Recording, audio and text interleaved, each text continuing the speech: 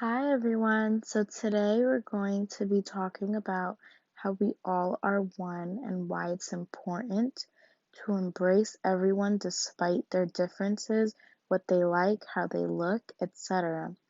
So today we're going to be reading A Bad Case of Stripes by David Shannon. Camilla Cream loved lima beans, but she never ate them.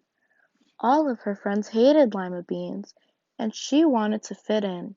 Camilla was worried about what other people thought of her. Today she was fretting even more than usual. It was the first day of school and she couldn't decide what to wear. There were so many people to impress. She tried on 42 outfits, but none seemed quite right. She put on a pretty red dress and looked in the mirror. Then she screamed. Her mother ran into the room and she screamed too. "Oh, my heavens!" she cried. "You're completely covered with stripes."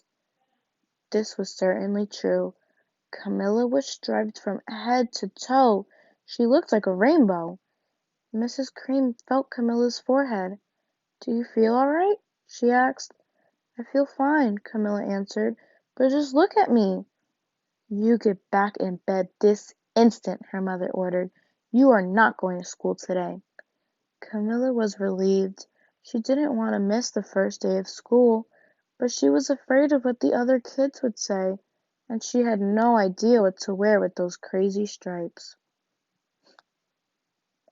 That afternoon Dr. Bumble came to examine Camilla. "Most extraordinary!" he exclaimed. "I've never seen anything like it.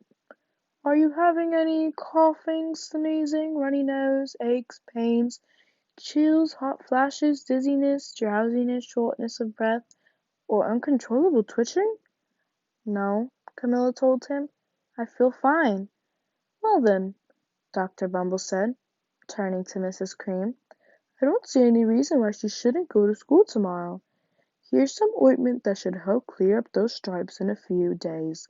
If it doesn't, you know where to reach me." And off he went. That's the doctor looking at Camilla. The next day was a disaster. Everyone at school laughed at Camilla. They called her "Camilla Crayon, Night of the Living Lollipop." She tried her best to act as if everything were normal, but when the class said the Pledge of Allegiance, her stripes turned red, white, and blue, and she broke out in stars. Look at all the kids looking at Camilla. The other kids thought this was great. One yelled out, "Let's see some purple polka dots." Sure enough, Camilla turned all purple polka dotty. Someone else shouted, "Checkerboard!" and a pattern of squares covered her skin. Soon everyone was calling out different shapes and colors. Poor Camilla was changing faster than you can change channels on a TV. See, those are the purple polka dots, the checkerboards, the red, white, and blue camouflage, and all the kids laughing at her. That night, Mr. Harms, the school principal, called. "I'm sorry, Mrs. Cream," he said. "I'm going to have to ask you to keep Camilla home from school. She's just too much of a distraction, and I've been getting calls from the other parents. They're afraid those stripes might be contagious." Camilla was so embarrassed. She couldn't believe that 2 days ago everyone liked her. Now, nobody wanted to be in the same room with her. Her father tried to make her feel better. "Is there anything I can get you, sweetheart?" he asked. "No, thank you," sighed Camilla. What she really wanted was a nice plate of lima beans, but she had been laughed at enough for one day. Well, yes, I see," Dr. Bumble mumbled when Mr. Cream phoned the next day. "I think I'd better bring in a specialist. We'll be right over." About an hour later, Dr. Bumble arrived with 4 people in long white coats. He introduced them to the Creams. "This is Dr. Groot, Dr. Sponge, Dr. Cricket, and Dr. Young." Then the specialist went to work on Camilla. They squeezed, jabbed, tapped, and tested. It was very uncomfortable. "Well, it's not the mumps," concluded Dr. Groot. "Or the measles," said Dr. Sponge. "Definitely not chicken pox," put in Dr. Cricket. "Or sunburn," said Dr. Young. "Try these," said the specialist. They each handed her a bottle filled with different colored pills. "Take one of each before bed," said Dr. Groot. They then filed out the front door, followed by Dr. Bumble. That night Camilla took her medicine. It was awful. When she woke up the next morning she did feel different, but when she got dressed her clothes didn't fit right. She looked in the mirror, and there, staring back at her, was a giant, multicolored pill with her face on it. Dr. Bumble rushed over as soon as Mrs. Cream called, but this time, instead of the specialists, he brought the experts. Dr. Gourd and Mr. Mellon were the finest scientific minds in the land. Once again Camilla was poked, prodded, looked at, and listened to. The experts wrote down lots of numbers. Then they huddled together and whispered. Dr. Gourd finally spoke. "It might be a virus," he announced with authority. Suddenly, fuzzy little virus balls appeared all over Camilla. "Or possibly some form of bacteria," said Mr. Mellon. Out popped squiggly little bacteria tails. "Or it could be a fungus," added Dr. Gourd. Instantly Camilla was covered with different fungus blotches. The experts looked at Camilla, then at each other.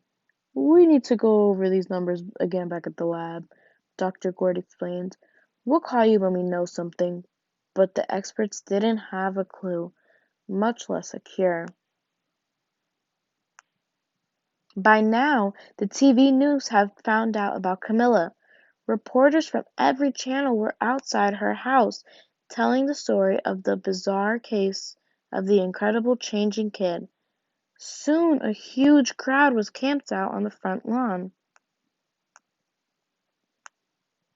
Look at Camilla. Oh no.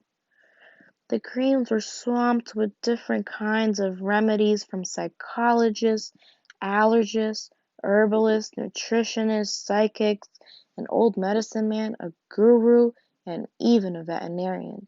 Each so-called cure only added to Camilla's strange appearance, until it was hard to even recognize her. She sprouted roots, berries, and crystals, and feathers, and a long furry tail, but nothing worked. See here, we can see the roots, the tails, the berries at the top, the feathers. Oh no, I wonder how she's going to get better. One day, a woman who called herself an environmental therapist claimed she could cure Camilla. "Close your eyes," she said. "Breathe deeply and become one with your room." "I wish you hadn't said that," Camilla groaned. Slowly she started to melt into the walls of her room. Her bed became her mouth, her nose was a dresser, and two paintings were her eyes. The therapist screamed and ran away from the house. "What are we going to do?" cried Mrs. Cream.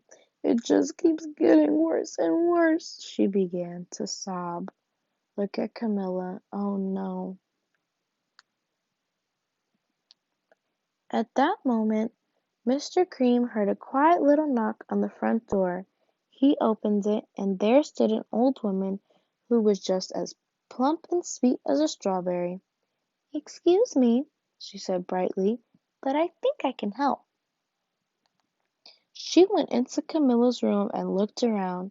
"My goodness," she said with a shake of her head, "what we have here is a bad case of stripes. One of the worst I've ever seen." She pulled a container of small green beans from her bag. "Here," she said, "these might do the trick."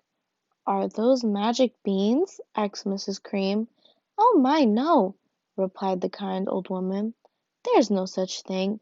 These are just plain old lima beans. I bet you'd like some, wouldn't you?" she asked Camilla. Camilla wanted a big heaping plate full of lima beans, more than just about anything, but she was still afraid to admit it. "Yuck!" she said. "No one likes lima beans, especially me." "Oh dear," the old woman said sadly. "I guess I was wrong about you." She put the beans back in her bag and started towards the door. Camilla watched the old woman walk away. Those beans would taste so good, and being laughed at for eating them was nothing compared to what she had been going through. She finally couldn't stand it. "Wait!" she cried. "The truth is, I really love lima beans." "I thought so," the old woman said with a smile. She took a handful of beans and plopped them into Camilla's mouth. Mmm, said Camilla. There's Camilla, enjoying her lima beans finally. Suddenly, the branches' feather squiggly tails began to disappear. The whole room swirled around. When it stopped, there stood Camilla, and everything was back to normal. "I'm cured!" she shouted. "Yes," said the old woman. "I knew the real you was in there somewhere." She patted Camilla on the head, then she went outside and vanished in the crowd. Afterward, Camilla wasn't quite the same. Some of the kids at school said she was weird, but she didn't care a bit. She ate all the lima beans she wanted and never had a touch of the stripes again. So what we learned from our friend Camilla here is that it's okay to enjoy the things that you like, even if you think it's different.